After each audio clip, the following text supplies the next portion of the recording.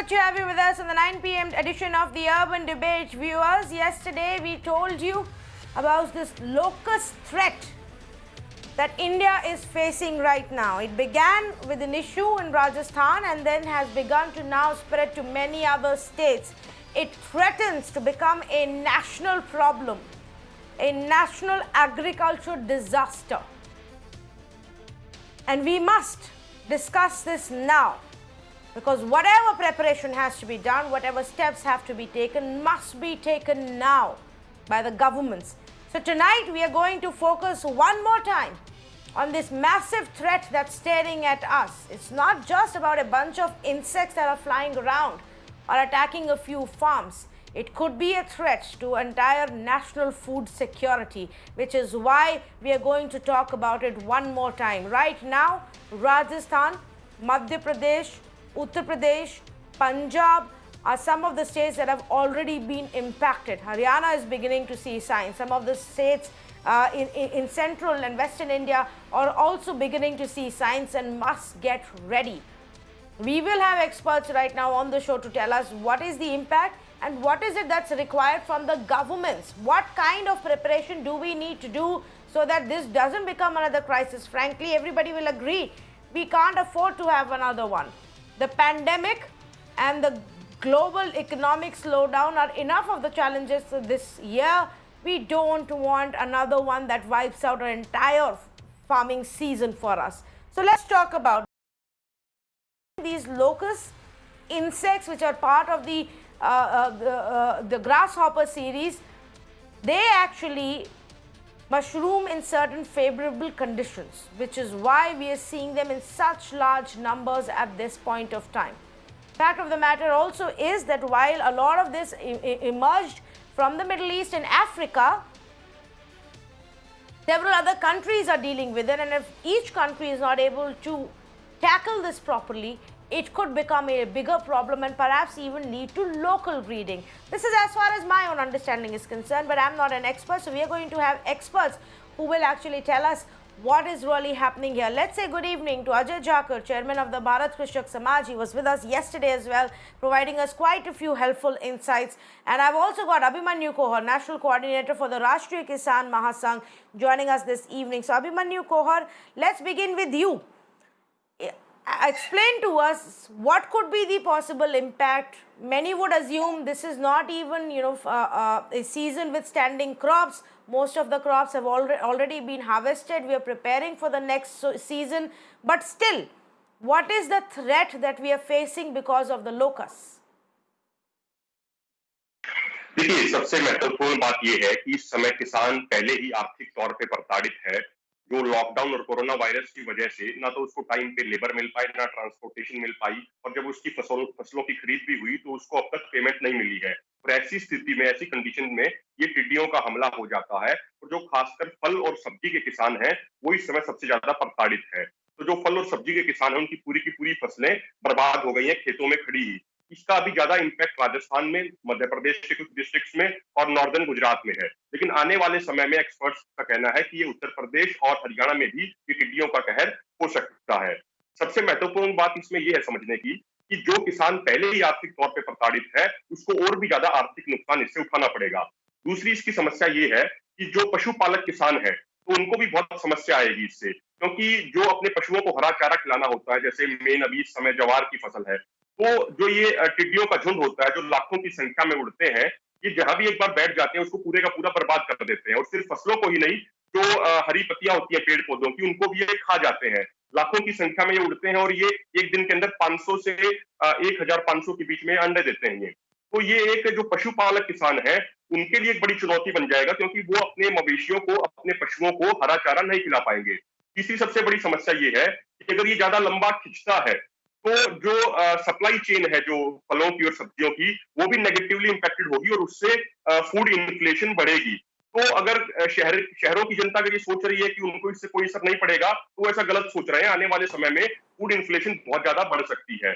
और इसकी जो लास्ट सबसे एक इंपॉर्टेंट चीज है, अगर इसको समय रहते कंट्रोल नहीं किया गया तो ये समस्या बढ़ती चली जाएगी और ये फूड स्टारवेशन की तरफ भी हमें लेके जा सकती है और ये हमारी फूड सिक्योरिटी पे बहुत बड़ा खतरा बन सकता है।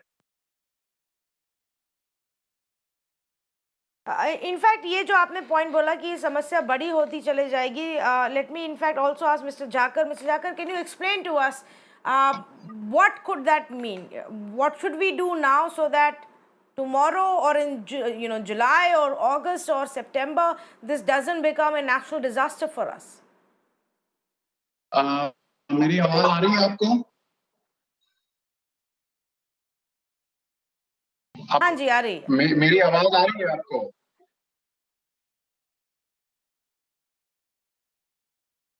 हेलो मिस्टर अजय जाकर, I can hear you, go ahead please. तो मैं ये कहना चाहूंगा कि ये जो समस्या है ये अभी शुरुआती है समस्या की, और ये समस्या अगले 4-5 महीनों तक हमारे साथ रहेगी, कम से कम 4-5 महीनों तक हमारे पास रहेगी। और इस समस्या का जो जड़ है, ये जहां से लोकस्ट जिसको हम टिड्डी कहते हैं, ये अफ्रीका से आ रही है, ये ईरान से आ रही है, पाकिस्तान के जरिए ये हमारे यहाँ पहुंच रही है। तो जो भारत सरकार है उसको जो कदम उठाने चाहिए थे, कुछ कदम उनमें से उन्होंने उठाए हैं, परंतु ये देखने को आया है कि ये टिड्डियों को अगर हम अगर हम बॉर्डर डिस्ट्रिक्ट्स पे काबू नहीं करेंगे तो ये राजस्थान में, पंजाब में, हरियाणा में, जैसे भाई साहब कह रहे थे, उत्तर प्रदेश में, मध्य प्रदेश में, महाराष्ट्र तक पहुंचेंगे। तो इनको काबू करना बहुत जरूरी है, और काबू करने के लिए इनको बॉर्डर पे ही काबू करना जरूरी है। जो बॉर्डर डिस्ट्रिक्ट है, ब्लॉक है, उनको वहीं पे काबू करने के लिए बहुत जरूरत है। और मैं समझता हूँ कोऑर्डिनेशन की ज्यादा जरूरत है।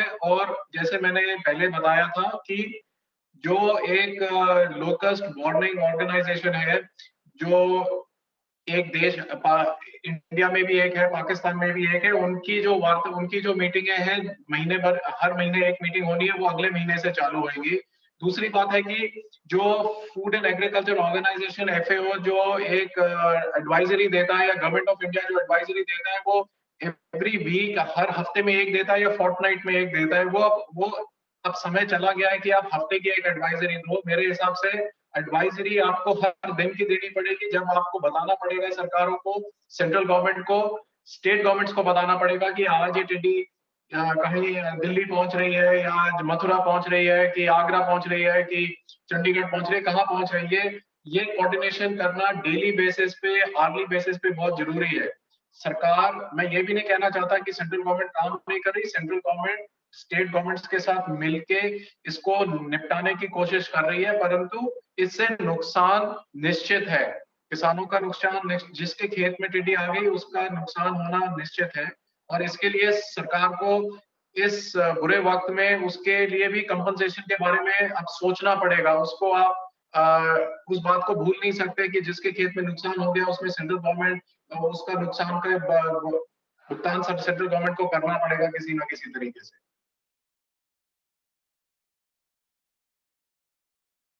ओके, एक सवाल जो बड़ा उठ रहा है, mister Jakhar, if you can shed some light on it, will there be only specific states closer to the border which will get impacted, or is there a possibility that once it's here in India it locally starts breeding and then it becomes a problem for even states from Maharashtra further down south and towards east?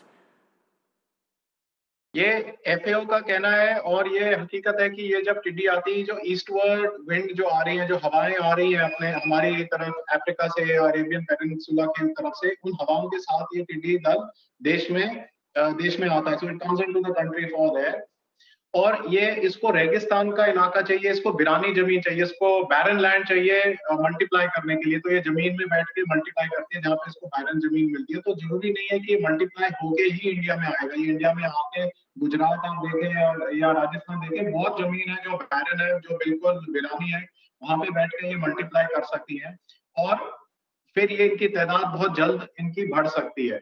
अब क्या होता है कि जब ये अंडे देती हैं, अंडे जब 2-3 हफ्ते में जब अंडे इनके छोटे छोटे बच्चे बन जाते हैं, तब ये जो छोटे बच्चे होते हैं जिनको निम्फ कहते हैं, ये एक दिन में केवल 1-2 किलोमीटर ही दूर उड़ सकते हैं। तो उनको मारने का वो बहुत सही समय होता है जब ये अंडे देते हैं, या अंडे इनके बच्चे बन जाते हैं, क्योंकि भाग नहीं पाते, उड़ नहीं पाते। जबकि जो अडल्ट लोकस्ट है वो एक दिन में 100 से 150 किलोमीटर दूर भी चले जाते हैं। तो हर स्टेज पे एक अलग कोई ना कोई तरीका अपनाना पड़ेगा। और इसको अपनाने के लिए एकदम रियल टाइम काम करना पड़ेगा। अगर किसी के किसान के खेत में आ जाती है तो वो क्या कर सकता है? वो ढोल बजा सकता है, वो थालियां थालियां पीट सकता है, वो अपने ट्रैक्टर का साइलेंसर निकाल सकता है आवाज करने के लिए, धुआं कर सकता है, या वो केमिकल की स्प्रे कर सकता है वाटर टैंकर के साथ जो ट्रैक्टर के साथ लगा।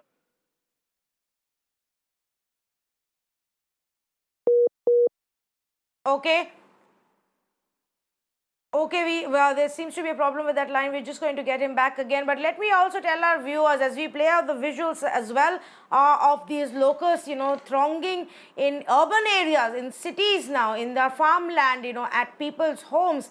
This is what is happening right now. And we've not seen something like that, at least in the last 26 years. And the worst of the attacks happened even much before that. So it's been quite a while since we faced a challenge like this, and the farmers will also have to see how it has to be dealt with. In the state of Rajasthan, the desert locust attack has actually wiped out crops over 500,000 hectares. The state has been battling this locust for over 3 months now, viewers. In the neighboring state of Gujarat, they've also been battling this for almost 5 months now. The insects have wreaked havoc in several villages in Lodhia, in Khamba, Jafrabad and Botad of the Amreli district of Gujarat. Before this, even in Bhavnagar and Surendranagar, there was a huge problem. And I'm talking about just now, this year itself, this has been the extent of the problem. Madhya Pradesh is right now dealing with a large set of problem, and those are the visuals that we were getting. In 16 out of the 52 districts, there has been a bad impact. तो अभिमन्यु कोहर जी, इस समय किसानों को किस तरह की फिर सरकार से मदद चाहिए होगी? जैसे कि जाकर जी ने बोला, एक चीज़ तो ये है कि सरकार को जो अलर्ट वार्निंग देते हैं वो पहले देनी पड़ेगी ताकि तैयारी हो सके। और क्या इस समय मदद दी जा सकती है ताकि अगर जून जुलाई में और ज़्यादा सिवियर अटैक हो तो हम उससे ठीक से उसको टैकल कर सकें? देखिए, सबसे पहला तो सरकार को ये करना चाहिए कि जो भी टिड्डियों के कारण किसानों को नुकसान होगा, उसको फसल बीमा के अंदर उसको काउंट करके और किसानों को कंपनसेशन देना चाहिए। दूसरा, सरकार को ये करना चाहिए कि सेंट्रल लेवल पे टीमें बनानी चाहिए, और जो खासकर हर डिस्ट्रिक्ट में जैसे कृषि विज्ञान केंद्र होते हैं, तो उनकी सही से ड्यूटी लगाई जाए। एक्सपर्ट्स का ये कहना है कि सुबह 4 बजे से लेकर 7 बजे तक ये टिड्डियों का झुंड पूरा थोड़ा इनएक्टिव होता है। तो उस समय अगर एक पर्टिकुलर केमिकल कंपोजिशन का एक बना के उसको घोल को अगर वो इनके ऊपर पानी की तेज सप्लाई से इनके ऊपर मारा जाए तो इनको हम रोक सकते हैं, इनको हम मार सकते हैं, इनको नष्ट कर सकते हैं इनके झुंड को। तो सरकार को ये 2 कदम सबसे पहले उठाने चाहिए, और सरकार को पहले ही, जैसा जाखड़ जी ने भी कहा, कि पहले ही वार्निंग देनी चाहिए। क्योंकि अभी देखिए 10-15 दिन पहले अगर हरियाणा की भी बात करें हम, तो वहां पे अभी कपास की बुआई हुई है। तो अगर वो अगले महीने अगर ये टिड्डियों का झुंड हरियाणा की तरफ या पंजाब की तरफ आता है तो किसानों को बहुत ज्यादा उससे नुकसान होगा। तो पहले ही अगर किसानों को वार्न किया जाएगा, उनको पहले इंफॉर्मेशन दी जाएगी, तो किसान पहले से ही अपनी तैयारी कर सकते हैं।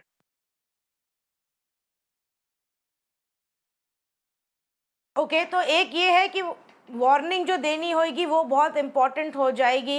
Mister Jakhar, are there specific crops that are more prone to this, और it doesn't matter, once there is an attack then whatever is on the field gets destroyed? देखो, मेरे तो खेत में जनवरी में भी टिड्डी आ गई थी, और अभी 3 हफ्ते पहले भी टिड्डी आ गई थी खेत में। सो द लोकस्ट का जो, जैसे आप, अगर मैं इंग्लिश में जैसे आप पूछ रहे हैं, तो the locust likes crops which are closer to the ground, like moong की सोइंग होगी, moong will be sown, so they like crops like moong which are closer to the ground, they will like fresh cotton plants. But if they do not find plants closer to the ground, then they will go to trees. They like particular types of trees. They may not like eucalyptus. They will like to sit on kikar trees. So they also have a choice. Now the question is that a locust will fly all the time. So when you beat pans on your own farm, you only push them away to the next farm, and you push them forward from one village to the next. But the locust only comes and sits down on the ground or on the trees at night when it rests, and that is the time you have to spray. So all the spraying will happen in the evening till early morning, and that requires a lot of work. The government has to put in more work. The government has to make aeroplanes and helicopters available as it used to happen in the 1960s and 70s. That is how they were killed earlier, and that is what we will need to do. And my suggestion to the government is that we must work with the Pakistan government to stop this locust in Pakistan, because I think the Pakistan does not have the financial wherewithal to tackle this menace. And so we must work with Pakistan. We will not only help Pakistan, but we will help kill the locusts in Pakistan before they come to India. We should not try and solve the problem after it is on our head. So this is a time for international cooperation across borders, and this is what is, I think, required. This is the need of the hour.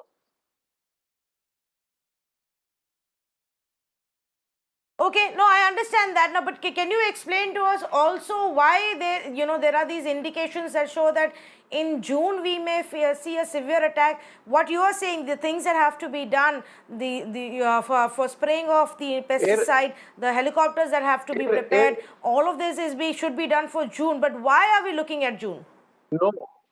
No, nothing to do with June. It will get worse. It will get worse in July. It will get worse in August. It's nothing. It's to do with humidity. जब dry spell के बाद humidity होती है, that is the time the locusts reproduce.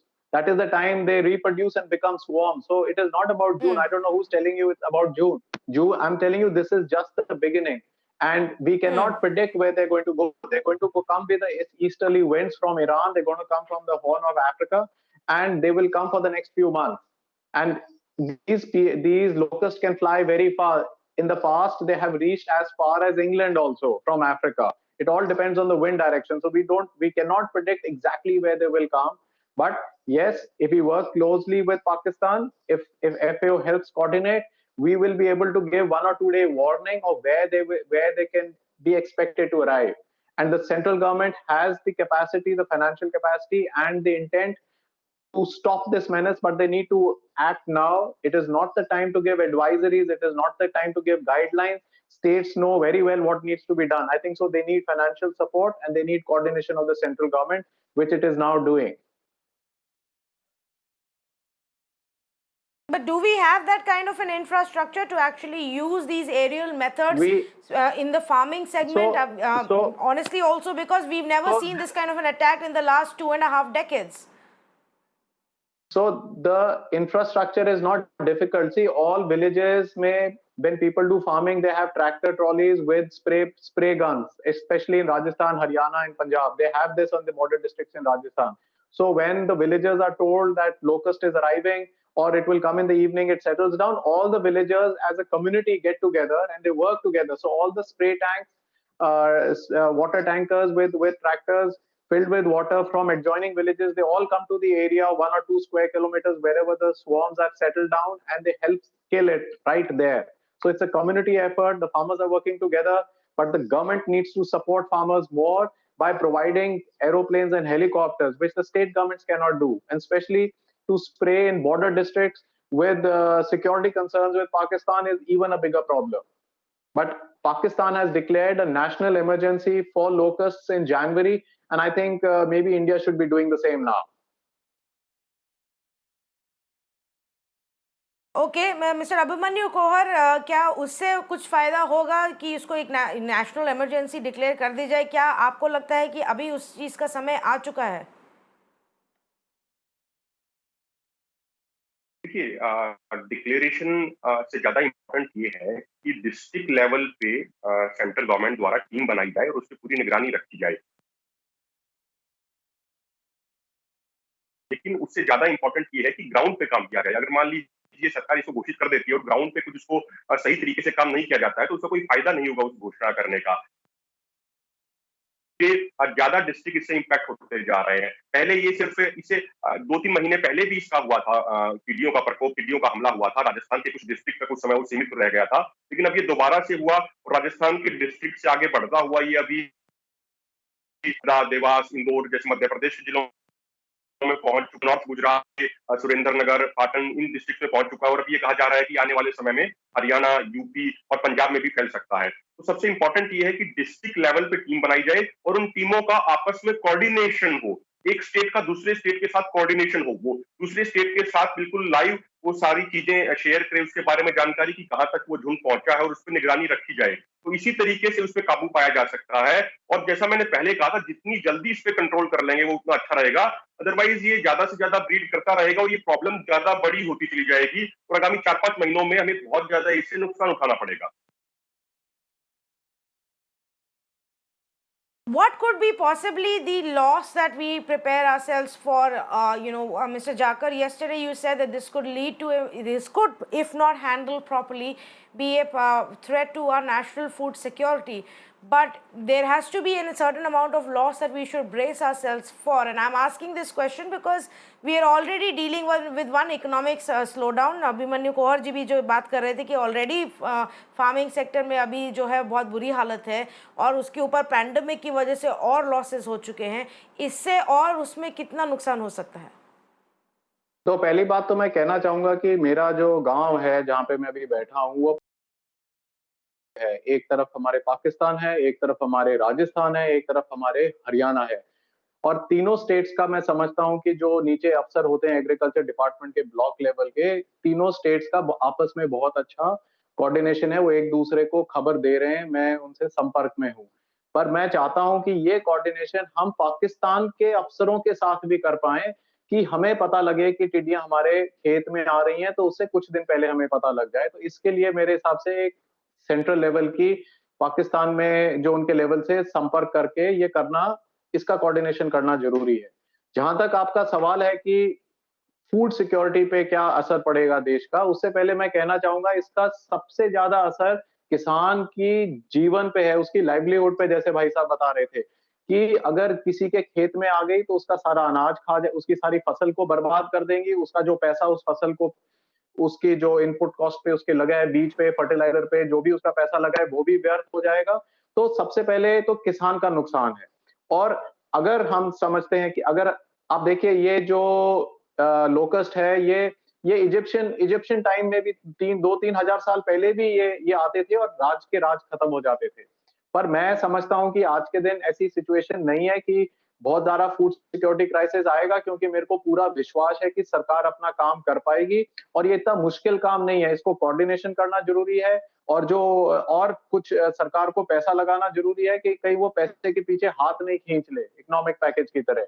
मैं चाहता हूं कि सरकार ये हेलीकॉप्टर और हवाई जहाज का बंदोबस्त करे और ट्रैकिंग मैकेनिज्म बनाए कि टिड्डियां अगर जो हिंदुस्तान में घुस गई हैं राजस्थान से, या वो मध्य प्रदेश की तरफ आ रही हैं, यूपी की तरफ कहीं पे भी जा रही हैं, तो उनको फॉलो करा जा सके. जहां पे वो रात को रुकती हैं वहीं पे जाके उनपे हवाई जहाज या हेलीकॉप्टर से ट्रैक्टरों के साथ मिलके स्प्रे करी जा सके. इतनी बड़ी समस्या नहीं है, पर अगर इसका ख्याल नहीं रखा गया तो ये बेकाबू हो सकती है. अब कितनी बेकाबू हो सकती है वो उस चीज की बात करना भी ठीक नहीं रहेगा. जी, ये आपने बिल्कुल सही कहा.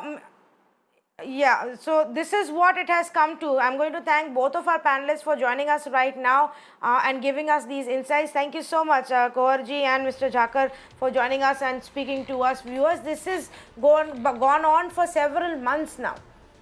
But experts are telling us that the locust attack could only intensify from here on and at least continue for the next 4 to 5 months. Now, if that be the case, are we really prepared to see that extent of damage to our farmers? To that kind of damage to our farm fields? Should the government not already be working on a plan and be announcing this plan so that when in June and July and August, as our experts are saying, a larger set of these swarms of locusts begin to arrive and start feeding on our fields, start eating our crops, then we are able to tackle it properly. We may have forgotten about how detrimental and how destructive these attacks can be because it's been a while since we've seen one of those. But within the villages and within even our towns and cities, your elders will tell you just how destructive these locust attacks can be. And if the world is dealing with it, it can become a big challenge for our country, a challenge that we cannot afford to be caught unaware with. Thank you so much to both of our panelists for joining us on this debate.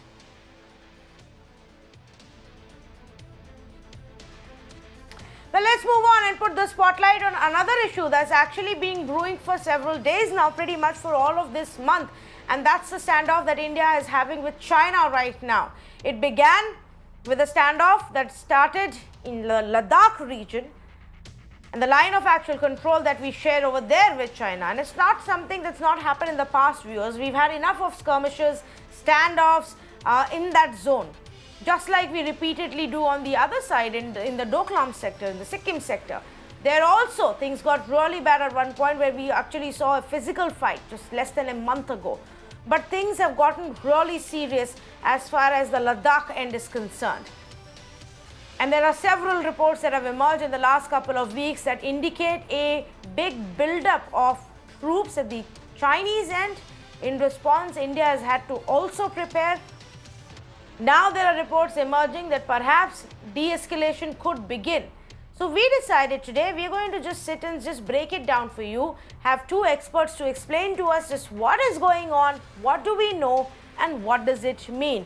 Now, this is what the top few developments have been in the past few hours. The Chinese military movement reports have just intensified. The numbers, though, are not confirmed by the government, are ranging anywhere between 500 to 5,000 to 10,000.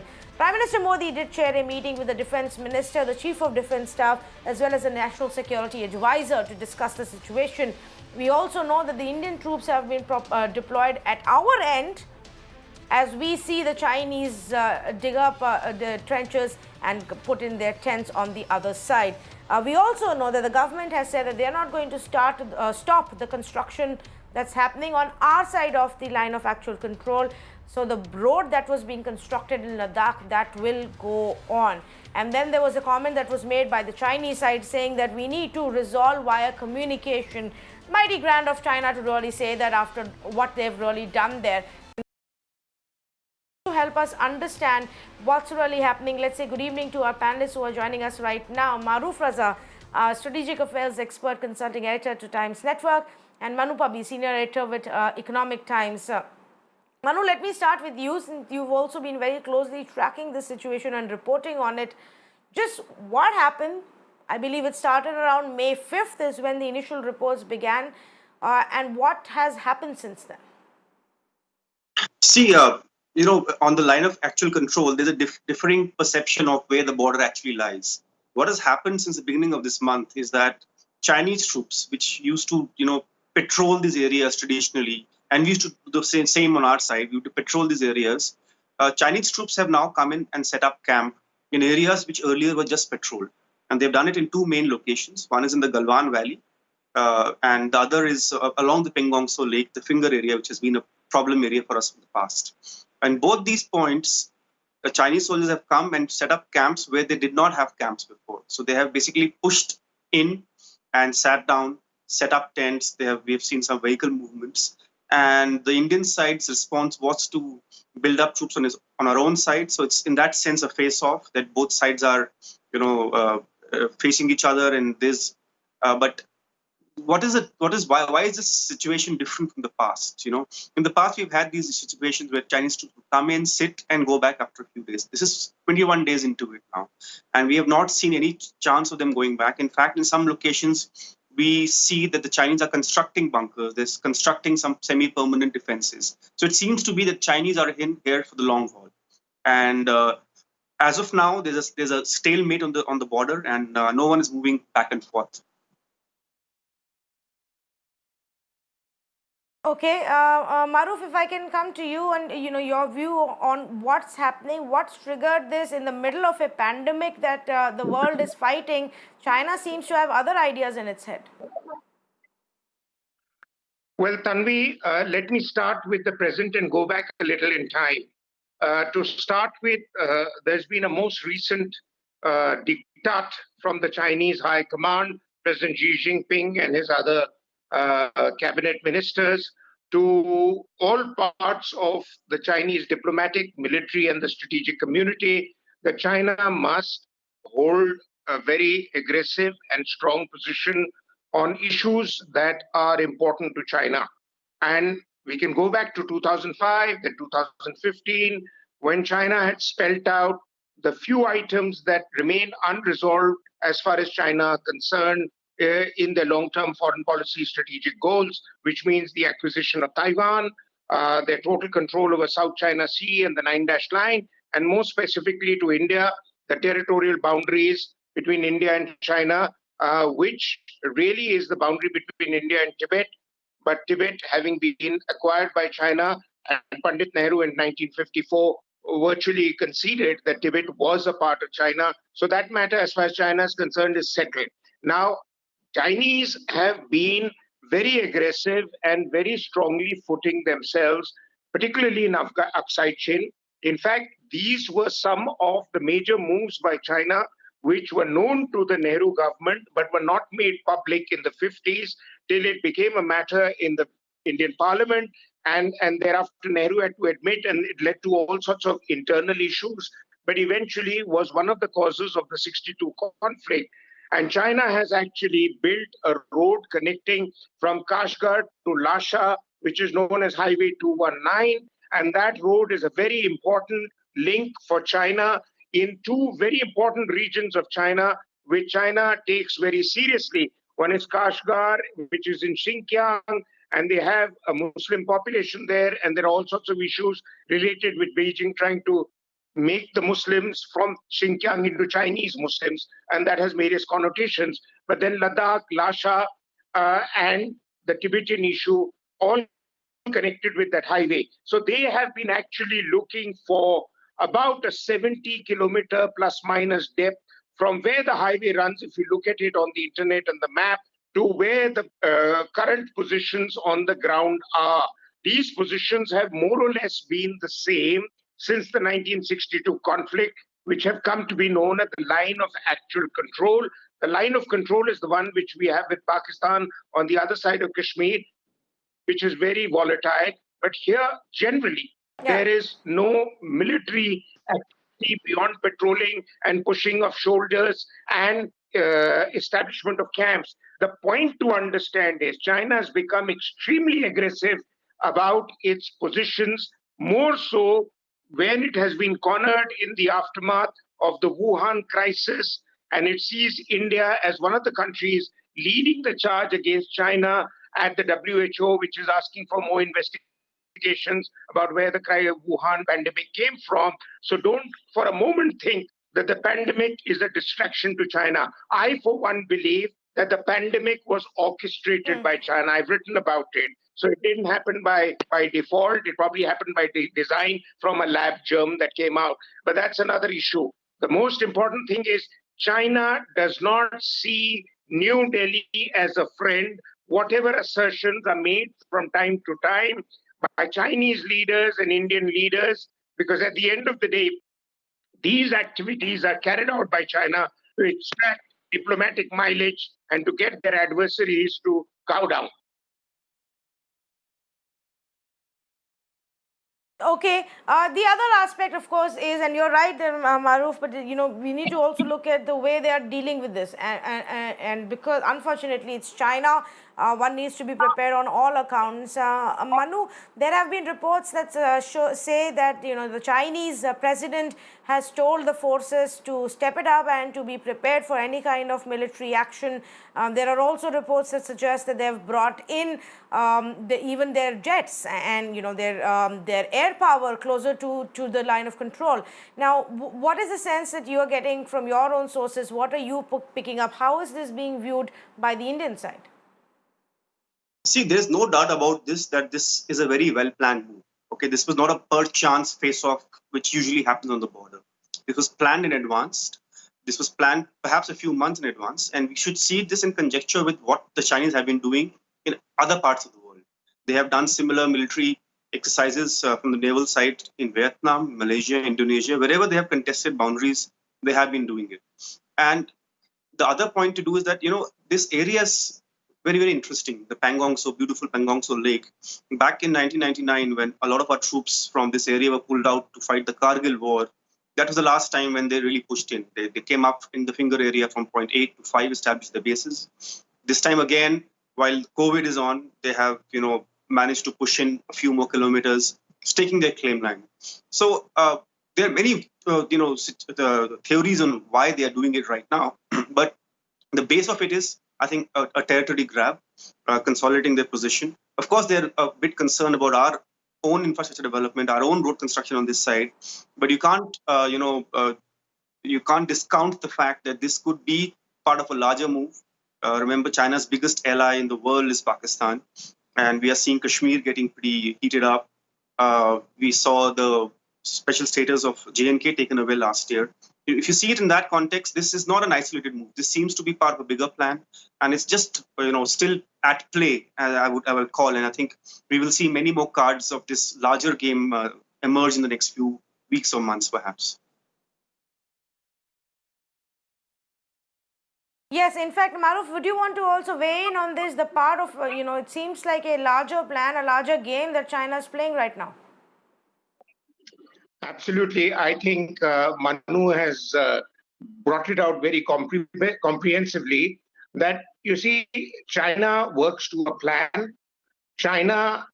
None of China's strategic plans are disconnected from the other. So you won't find actions in isolation. So if they're doing activity on the Ladakh front, they've also started activity in Sikkim. They might stretch it towards Arunachal also. All those are part of China's claim lines. Briefly put, the boundary between India and China, which used to be the boundary between India and Tibet, but now it's the India-China boundary, that boundary has three elements to it. The western sector, which is largely coming down from the northernmost tips of what was earlier the whole state of Jammu Kashmir, coming through Ladakh, and then towards Pangyongsu and beyond, right up to the Nepal border. And you saw Nepal also playing the game of boundary and maps. I'm pretty certain prodded on by the Chinese. China has deep pockets. It has very strong military relationships with almost all countries around the border. Pakistan is a gone case. We all know about that. But even Nepal is soon being brought on board by the Chinese, part of the Belt and Road Initiative, which we see a lot of in the POK area called the CPEC, China-Pakistan Economic Corridor. And you have China then having very strong military security ties with even Burma. And they are the 75% or more weapons provider to Bangladesh. They've taken over virtual control of a port in Sri Lanka called Hambantota. Maldives continues to flip between them and us, and only good luck saves us every time. But quite clearly, China is working on an encirclement plan. China does not want India to be a suitable rival to China in China's long-term vision 2050, which has been outlined by President Xi Jinping. China also sees India very clearly now in American camp. In fact, if you go back to the reasons of the 1962 conflict, one of the prominent reasons was that China saw India, Nehru was not so inclined, but there were members of his administration, including his IB chief, Bholanath Malik, who were very clearly leaning towards the US. And the US involvement in India and their support to Tibetan rebels was one of the reasons that continued to irk Mao when he decided to teach India a lesson in 62. And China therefore sees India going towards the American side. And these are moments when China wants to drive home the message that you better engage with us. It's just a coincidence that Mr. Trump is wanting to plunge into the whole debate by saying, I could mediate. I don't think India would be interested, because India is never really open to external mediation, but equally important. I mean, today Trump wants to mediate on the India-China issue. Tomorrow he'll want to mediate on India-Pakistan issue, which is what Pakistan's been wanting to extract from him by trying to give him a half-decent exit from Afghanistan. But all that put together, now there are two or three things that keep coming up in discussions. One is, where is it going to go from here? I think if we want an end to this every year drama, then we have to get a team together and not just leave it to one special interlocutor to sort the problem out, because special interlocutors are so high up in the hierarchy that they don't have the time to devote only to this issue.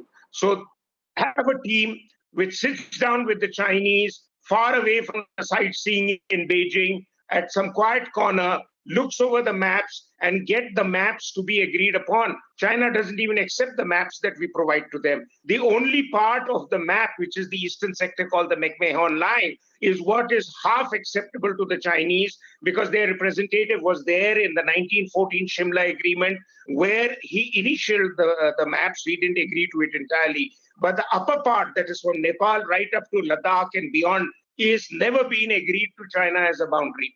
The other thing that we need to do is, We need to get on with the business of fortifying our defenses. For too long, we followed a stupid strategy of not developing our border areas with China, thinking if China was to roll in, they would fumble and fall on our boundary areas because it would be so ill-developed. We have to have first-class roads, airfields, and we have to build up our military positions. I can say with a degree of comfort and authority and some responsibility that we are in a good enough position to handle our own if China tries any mischief. Yes, we don't have aggressive intent. We don't have the capacity to occupy territory in Tibet. And I think it's going to be foolish if anybody makes an assertion that we'll go Right. back and liberate Tibet.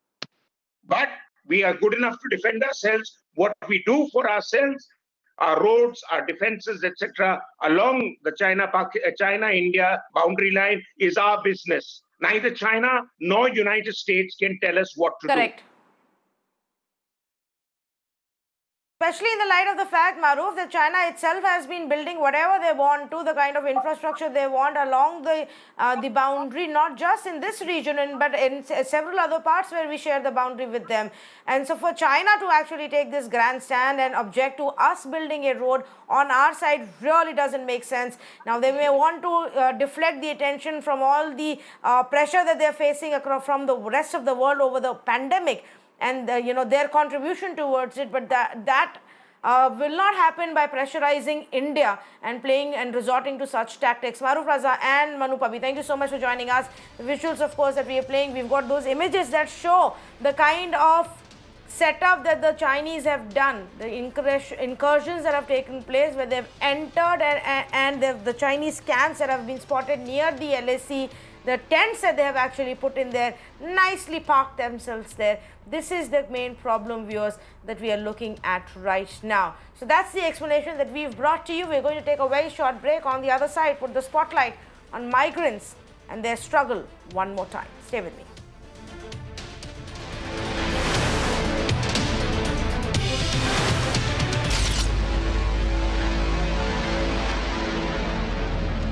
Welcome back. In one of the most heart-wrenching stories that have emerged today, viewers, is the story of a woman, a migrant who boarded the train from Gujarat to go back home.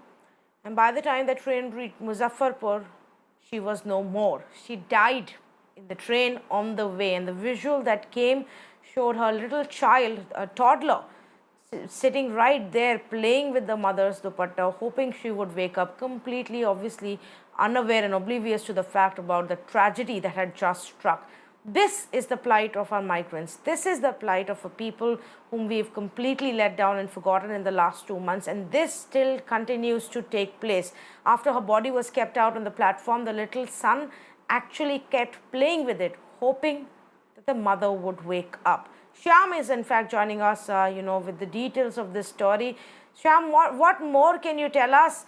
What led to this woman's death? Was she, suffering from coronavirus? Was there an issue with the water and food availability? What happened? Well, let me tell you that this incident happened at the Muzaffarpur station. Now, this lady, along with her child and other relatives, had boarded a train from Gujarat, and they were on the way to Katihar.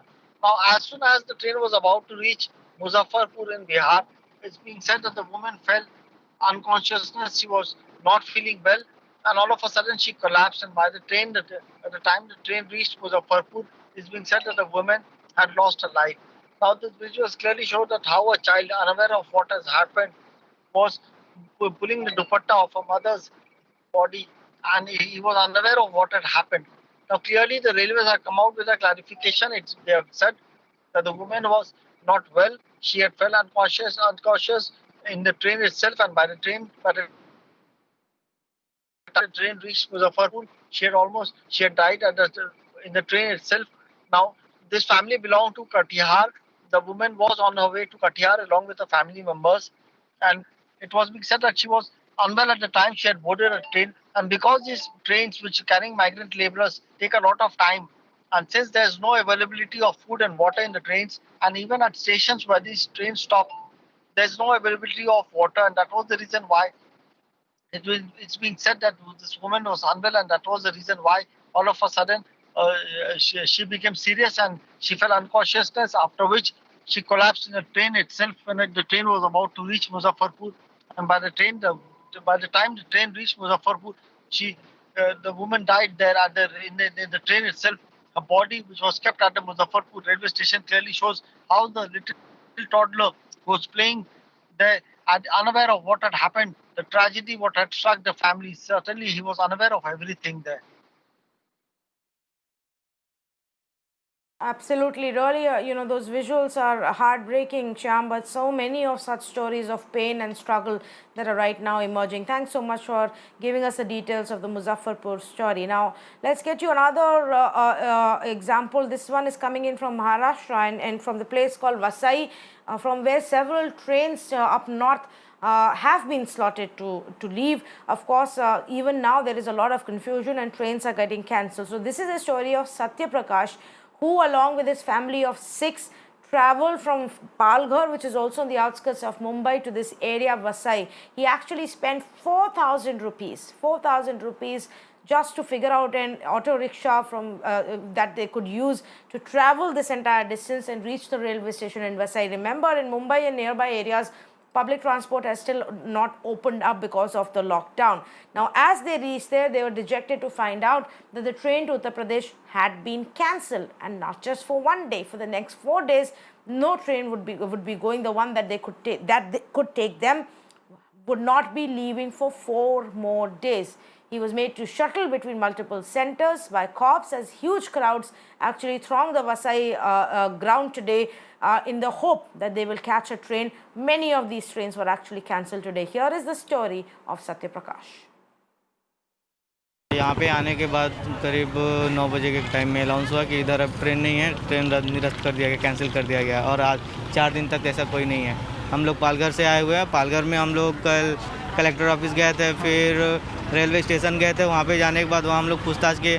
वहाँ पे जो भी police प्रशासन वगैरह था वो लोग बोला कि आप लोग वसई चले जाओ, वसई कल ट्रेन है, आप लोग वसई से अपने गांव जा सकते हो। तो पालघर से वसई कैसे आए, क्योंकि दूरी जो है वो ज़्यादा है? हम लोग ऑटो करके आए, सुबह 3 बजे से आए ऑटो करके। हम लोग इधर आते आते 6 बज गया, फिर इधर हम लोग 9 बजे तक यहाँ पे बैठे थे। फिर ये लोग आए, इधर से हम लोग को मार के उधर से भगा दिए कि उधर जाओ आप लोग, और आज ट्रेन नहीं है। फिर पहले तो हम लोग को बोले कि ट्रेन नहीं है, बाकी बाद में बोले कि सब ट्रेन कैंसिल हो गया, 4 दिन तक कोई ट्रेन नहीं चलेगा। तो अभी घर कहाँ कैसे जाएंगे? पालघर जाएंगे, वापस कहाँ जाएंगे? अभी तो वो तो हम लोग अपने पुलिस प्रशासन से बोले कि हम लोग कैसे जाएं, अभी तो इतना पैसा नहीं है, कंपनी बंद है, कुछ काम धंधा चल नहीं रहा है। जितना पैसा था हम लोग लगा के चले। पर ऑटो 4,000 रुपये ले रहा था चार्ज वो हम लोग। और ऑटो 4,000, और एक ऑटो में कितने लोग? एक ऑटो में तीन जन और लगेज, और वो भी लोग तैयार नहीं थे आने के लिए। कैसे भी हम लोग कोशिश करके लेके आए कि चलो भाई हम लोग को पहुंचा दो वजह। इतना लगेज, हम लोग के पास छोटा बच्चा भी है उधर अभी, और एक तो 1 महीने का बच्चा है मेरे पास। तो ये सब हम लोग उनको सबको लेके अभी तो वही तो सोच रहे हैं जाएंगे कैसे। अभी उतना पैसा भी नहीं हम लोग के पास कि हम लोग पालघर जा सकें। Here is one more story, and another story that we have actually got from Vasai itself. A man who brought his 15-year-old daughter to Mumbai for treatment and then got stranded here. His hopes were completely dashed, as by the time he actually reached this city, the lockdown had already struck and he had no other option but to wait till the time it actually opens up again. And now he's completely out of money, forced to live on the streets with his daughter in the hope that someday he'll get a train to go back home. बच्ची के इलाज के लिए आया था sir. कब आए थे? ये लॉकडाउन के 10 दिन पहले आया था। क्या हुआ आपकी बच्ची को? मेरी बच्ची की दिमाग की नसें डैमेज हैं। ये 15 साल की है, 2 साल के बच्चे के जैसा दिमाग नहीं है। यहाँ सलमान खान का सुन के आए थे। क्या सुन के आए थे? कि वो गरीबों का इलाज करा देते हैं। बड़ा इलाज है साहब, गरीब हैं, बड़ा इलाज करने के लायक नहीं। यहाँ लॉकडाउन में फंस गए, अभी भी हालात नहीं कि वापस जा सकें। यहाँ ट्रेन के लिए आए थे, ट्रेन भी नहीं है साहब। पुलिस वापस कर रही है कि अपने घर जाइए। अब जिसका घर है वो तो चला जाएगा, ताला खोल के रहेगा। हम लोग कहाँ जाएं, किसके घर में जाएंगे? आप जब मुंबई में आए तो कहाँ पे रह रहे थे और अभी वापस वहाँ पे क्यों नहीं गए? वो धानु बाग में रह रहे थे साहब। उसका मकान मालिक का घर जो है उत्तर प्रदेश में, प्रतापगढ़ ज़िले में, उसी के रूम में थे। अब उसने ताला मरवा दिया, मना कर दिया, किराया दिया नहीं 2 महीने 10 दिन का। उसने कहा अब आप लोग चले गए हैं तो वापस ना आइए।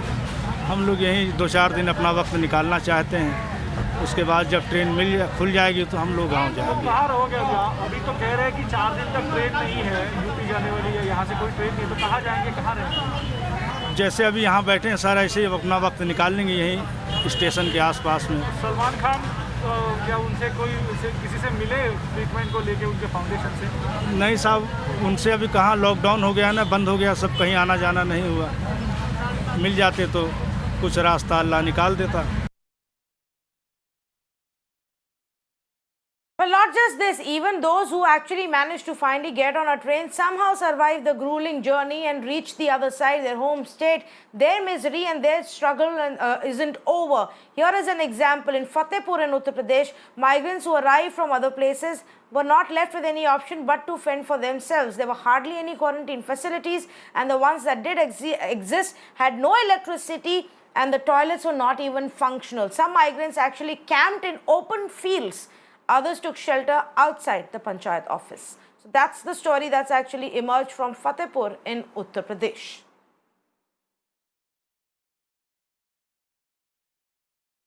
And in a desperate bid to get home, here is a story of about 100 migrant workers in Bengaluru who got themselves fit into one lorry. They all somehow tried to find space in a jam-packed lorry in the hope that they can travel in that and reach all the way to Bihar. These migrants who were from Bihar said they were forced to travel this way because their repeated pleas for transport hadn't yielded into any result.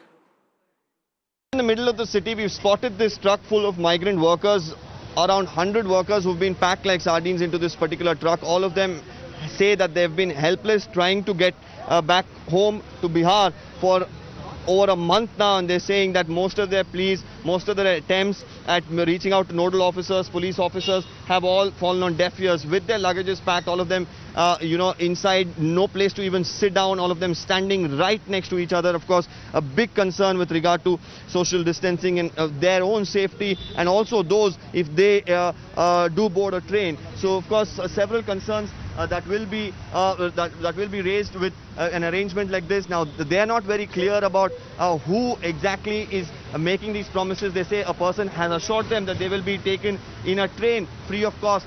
आप कितने दिन से try कर रहे हो घर जाने के लिए, और आप सरकार की तरफ से जो प्रोविजन किया है और ट्रेन की व्यवस्था किया है, उसमें क्यों नहीं जा रहे हो? नहीं सर, उधर में पुलिस मार कर भगा रहा है सर। हम लोग का उधर से भी भगा दिया, गाड़ी धरने के लिए गया, लाइन में लगाया सर। उधर से ना रहने का कोई सुविधा है, ना खाने का कोई सुविधा, कोई। आप सब लोग इतने नजदीक, आप लोग सब इतने नजदीक खड़े हो, आपको डर नहीं लग रहा है कि किसी को इन्फेक्शन हुआ और आपको भी हो सकता है? कोई भी दिक्कत नहीं है सर, ऐसे भी भूखे मर रहे हैं हम लोग, खाना नहीं, जंगल में रहते हैं, ऐसे भी रूम भी कोई भी नहीं है, सब चीज का दिक्कत रहता है। सब सोते हैं सर, क्या करें?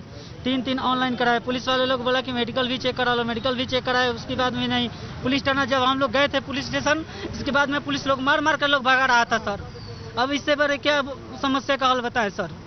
अब आप बताएंगे कहाँ लेके जा रहे हैं इन सबको? हाटफील्ड पुलिस स्टेशन पे लेके आ रहा है, अभी सरजनगर जाएगा। उधर क्या व्यवस्था हुई है? उधर ये आदमी को उधर लेके जाएगा, सुबह से खाना, कल रात से खाना भी नहीं खाया, इधर जाके खाने का व्यवस्था करा, तो रुकने के लिए थोड़ा जाएगा भी कर व्यवस्था कर रहा है ट्रेन के लिए? सलीम भाई। सलीम? हाँ सलीम। अब कौन है? वो समाज से भी है, एक आदमी है। He's saying that there's a person who's going to be helping them out to get back to Bihar. They're saying that he did help certain migrants yesterday as well, but as of now it's not very clear whether the help will actually reach them. But even if it does, is this the way to actually transport or ferry the migrant laborers is the question. So that is a wrap on this edition of the Urban Debate. Thank you so much for joining us.